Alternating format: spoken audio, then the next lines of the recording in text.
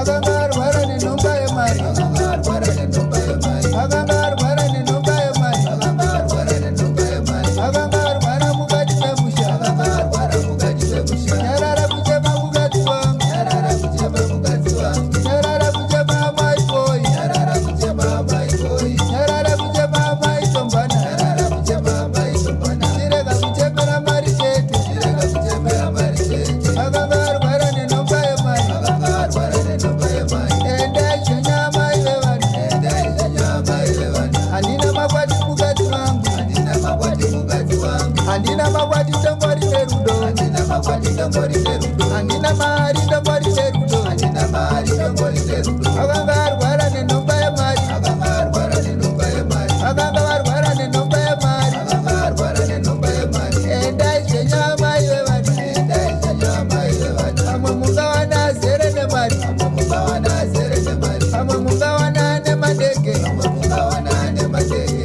amwe mungawana nezvikepe, amwe mungawana nezvikepe, amwe mungawana zere nemari, amwe mungawana zere nemari, anokubatsira zvese nemwana, anokubatsira zvese nemwana, ogara uchifara zvako nemari, ogara uchifara zvako nemari, ini ndingori murombo chete, ini ndingori murombo chete, ndingori murombo azere nerudo, ndingori murombo azere nerudo, handina mari mukati wangu, handina mari mukati wangu, handina mari mukati wangu, handina mari mukati wangu, akanga arwara neshanje pano, akanga arwara neshanje pano, akanga arwara neshanje yemari, akanga arwara neshanje yemari, akanga arwara neshungu dzemari, akanga arwara neshungu dzemari.